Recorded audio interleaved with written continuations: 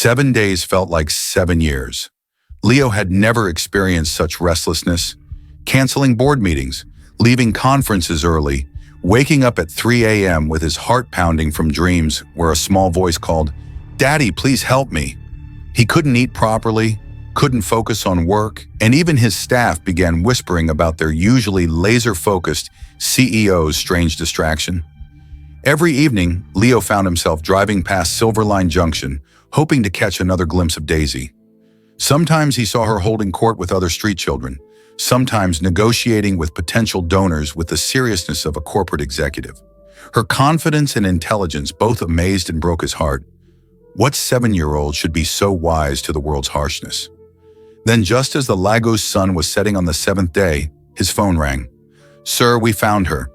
His private investigator's voice was carefully neutral. "She lives in the inner part of Makoko, off Old Church Road. Just her and her mother. No man in sight." Leo sat up so quickly his laptop nearly slid off his chest. "Are you certain?" "Yes, sir. We've been watching for 3 days. Her mother appears very ill. Neighbors say she's been unwell for months. The little girl is essentially the breadwinner, taking care of everything." Leo's hands were trembling as he closed his laptop. "I'm coming there myself. Don't send anyone else. Just take me." That same afternoon, Leo dressed down completely. No designer suits, no expensive cologne, just a simple black polo shirt, jeans, and loafers. He didn't want to attract attention in Makoko, one of Lagos's most densely populated waterside communities, where his usual billionaire aesthetic would stick out like a Lamborghini in a Danfo park. The drive from Banana Island to Makoko felt surreal. From gleaming high-rises and manicured lawns to narrow roads lined with weathered zinc roofing, wooden planks serving as bridges over stagnant water, and the persistent smell of fish, smoke, and humanity living too closely together. Leo hadn't been in such an environment for over a decade. His success had insulated him in air-conditioned bubbles of luxury. "That's the house, sir," the investigator pointed ahead. Leo stared at the small, weather-worn door. The paint was peeling like old skin. There were visible cracks in the concrete walls, and a few chickens pecked around a tiny courtyard. His heart began pounding so loudly he could hear it over the distant sounds of children playing and women arguing over fish prices. He took slow, deliberate steps forward, each one feeling heavier than the last. Then he knocked gently. A soft voice responded from inside. "Who is it?" The door creaked open, and Leo's world stopped.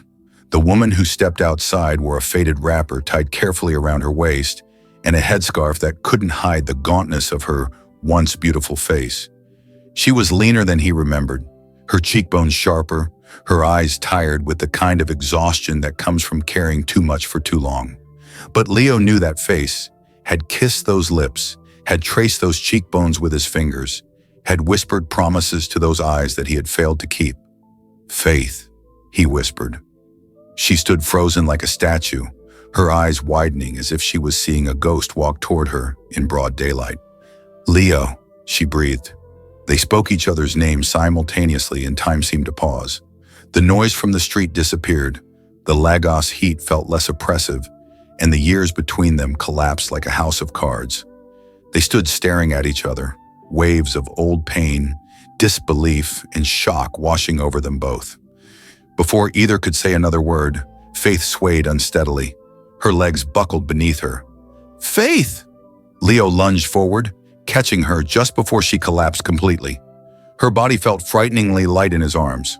"Open the car door quickly!" he barked to his driver, his voice sharp with panic. He carried her like she weighed nothing, his chest tight with a fear he hadn't felt since his early poverty days. Neighbors emerged from their doorways, watching in curious silence as the sleek black SUV reversed rapidly and sped away. At the Lagos University Teaching Hospital, doctors rushed Faith into emergency care while Leo paced the corridor like a caged tiger. He bit his lips, tapped his feet, ran his hands through his hair, and paced some more. Every minute felt like an hour. Finally, a doctor in green scrubs walked out, pulling off his surgical mask. "Mr. Leo?" "Yes, I'm here. How is she?" "She's stable now, but we found something concerning." The doctor's expression was grave. She has intestinal cancer, early stage, very treatable with proper care, but she hasn't received any medical attention. There's significant malnutrition, no medication, and her body is already weakening. Leo felt like the air had been knocked out of his lungs. Cancer. Faith had cancer and was wasting away in Makoko while he lived in luxury, completely unaware. Do everything, he said, his voice low and steel hard. Whatever she needs. The best specialists, the best treatment, the best everything. I'll handle all expenses. Yes, sir. We'll move her to a private room immediately. They transferred Faith to a quiet private ward with soft yellow walls and gentle beeping machines. Leo sat in the uncomfortable plastic chair beside her bed, his mind racing and his heart heavier than it had been in years. How could the same woman he had once pushed away now be here, sick, frail, and alone? What cruel twist of fate had brought them back together under these circumstances? He looked at her pale face and whispered, "What happened to you, Faith? What did I do to you?" Hours passed in silence except for the rhythmic beeping of monitors. Then Faith stirred. Leo stood quickly and leaned over her bed. Her eyes opened slowly, and when they focused on him, confusion quickly morphed into instant fury. "What are you doing here?" she croaked, her voice hoarse but sharp. "You fainted. I brought you to the hospital. You needed help." "Why are you here, Leo?" Her whisper was filled with years of suppressed anger. "After all these years, what are you doing in my life again?" Leo inhaled deeply, preparing for the hardest conversation of his life. "I didn't come looking for you. I didn't know you were here. I met your daughter at Silverline Junction." Faith blinked rapidly. "You what?" "She ran to me, called me daddy." I didn't understand it. I couldn't forget her. I kept going back to see her, and then I sent someone to follow her discreetly. That's how I found you. Faith turned her face toward the wall, her voice trembling. "You shouldn't have come. We don't need your help. We've survived without you." "I know, but I couldn't walk away. Not this time. Not again." Leo's voice cracked. "You already made your choice years ago." "I made the wrong choice," he said, his voice breaking completely. "I was stupid, scared, selfish. I chose my career over you. I told you to get rid of our baby. I'll never forgive myself for that." Faith closed her eyes and one tear escaped down her cheek.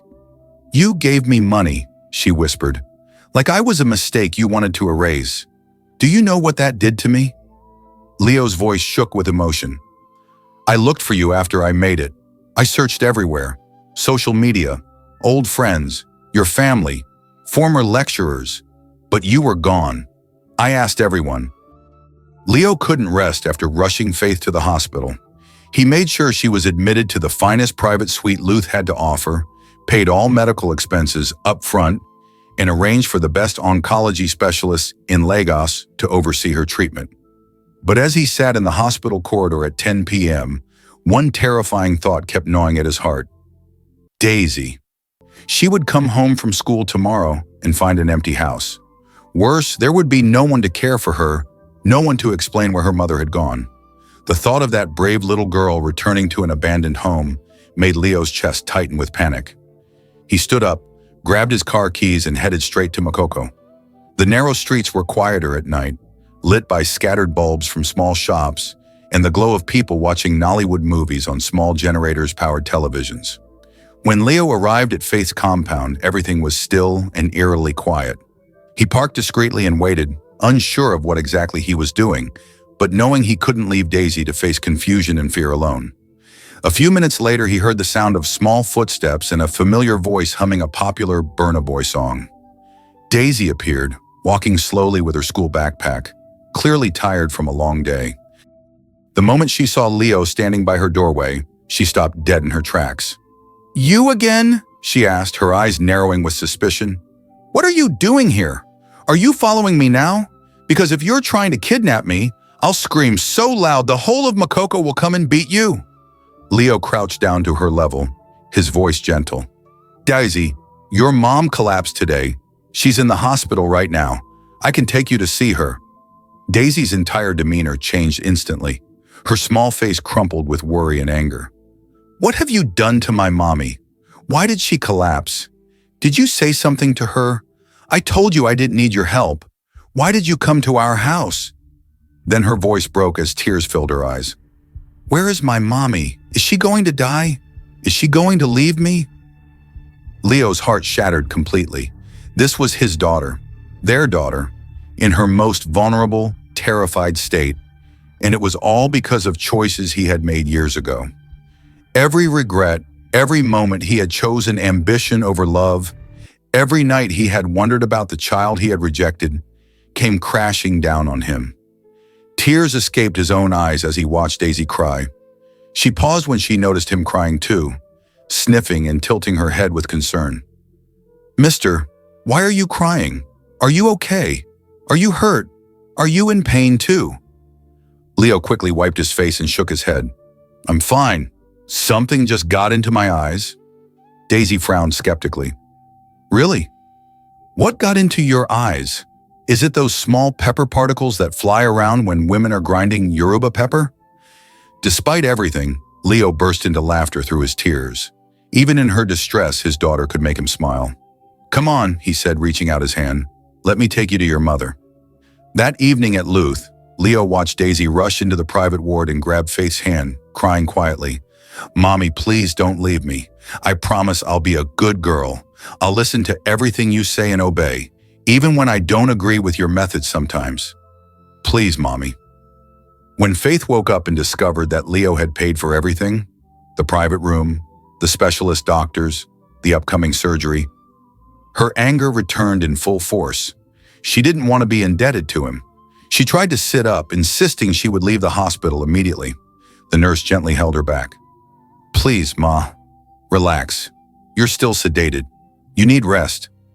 Daisy stood beside the bed, tears streaming down her cheeks.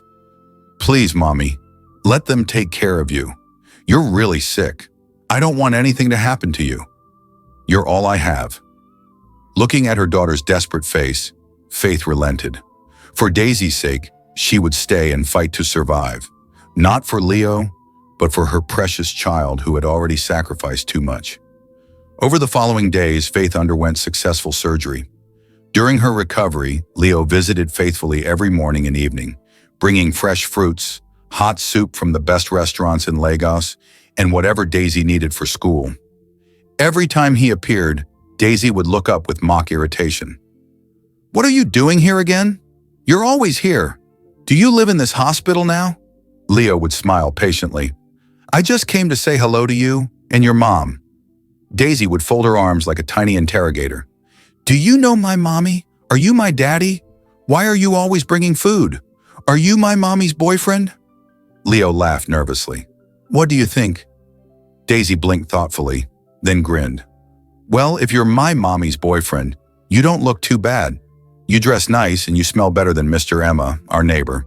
I can accept you." She paused dramatically. "But only if you keep bringing food." Leo laughed so hard that even the nurses outside smiled. Eventually, one afternoon, Leo approached Faith during her recovery period. "Please," he said quietly, "I know I hurt you deeply. I know what I did can never be erased. But let me be part of my daughter's life. She deserves to know the truth, that her father is alive and that I regret everything." Faith stared at him coldly. "You're lucky you're even allowed near her." He nodded, ashamed. "Do whatever you want with me, but don't shut me out of her life." A few days later, Faith called Daisy to her bedside. "Baby," she said gently, "I have something important to tell you." Daisy sat upright, eyes wide. "What is it, Mommy? Are you hurt? Is something wrong? Are you dying? Please don't die on me." Faith laughed weakly. "No, I'm not dying. Not yet. I still have a stubborn goat to teach bitter lessons to." Daisy giggled at the familiar phrase. "That man who's been visiting us every day. He's your daddy." Daisy's eyes widened like saucers. "My what?" "Your father," Faith explained as simply as she could. "Something happened years ago, grown-up stuff, and we went our separate ways. He's back now, and he wants to be part of your life. So I'm asking you, do you want him to be part of our lives?" Daisy tilted her head thoughtfully. "Is he a nice man? Did he hurt you? Is he the stubborn goat we need to teach bitter lessons to?" Faith smiled. Baby, that's between your father and me to sort out. Adult stuff? Daisy sighed dramatically and looked away. My classmates always laughed at me for not having a daddy. I used to make up stories. I told them my daddy was a superhero fighting bad guys in America. But deep down, I wanted a real one. She looked back at Faith. I want him to be part of our life. I want him to take care of you when you're sick. But if he's a bad man, I don't want him. We'll drive him away together. Faith chuckled through her tears. Oh, Daisy, you deserve to have a daddy, so here's what we'll do. We'll give him a 3-month probation period. If he misbehaves, we'll drive him away. Daisy grinned with the confidence of a seasoned negotiator. Agreed. 3 months probation. We start counting now. She exhaled dramatically. Then we'll give him a chance. A small chance. Probation period, 3 months. If he behaves well, we keep him. If not, we send him packing. Simple deal. Faith hugged her tightly. But Mommy, Daisy whispered, I really like him. He seems nice. Faith looked at her daughter, their daughter, and felt something she hadn't experienced in years. Hope. Then maybe God has brought him back at the right time. That evening, when Leo entered the hospital room, Daisy folded her arms like a tiny CEO and declared, We've decided. Leo blinked nervously. You have? Yes. We are putting you on a 3-month probation period. Impress us, or you're gone like yesterday's Suya. Leo tried not to laugh. Understood. I'll do my best. Faith watched both of them interact, and despite herself, she smiled. Inside, she noticed how Daisy had Leo's eyes, his determined chin, even his stubborn charm. She hadn't forgiven him completely, but a door had opened, and she wasn't entirely sure she wanted to close it again. Months later, after Faith had fully recovered, and they had moved into Leo's Banana Island mansion, after Daisy had been enrolled in one of Lagos's finest schools, after countless family dinners and swimming pool sessions and homework help, Leo finally found the courage to ask Faith the question that had been burning in his heart. Can we try again? He asked one evening as they watched Daisy practice swimming in their pool. Faith looked at him for a long moment, then smiled. The first genuine smile she had given him since their reunion. We already are, she said softly. 6 months later, Leo proposed properly. Faith said yes. They married in an intimate ceremony in the gardens of their home, with Daisy serving as the most talkative flower girl Lagos had ever seen, stealing the show with her running commentary on everything from the decorations to the catering. As they danced their first dance as husband and wife, with Daisy clapping enthusiastically from the front row, Leo whispered in Faith's ear, Thank you for giving me a second chance. Faith smiled and whispered back, Thank you for coming back. Their love story had taken 7 years and a miraculous little girl to find its way home. But sometimes the best things are worth waiting for. Even when you don't know you're waiting.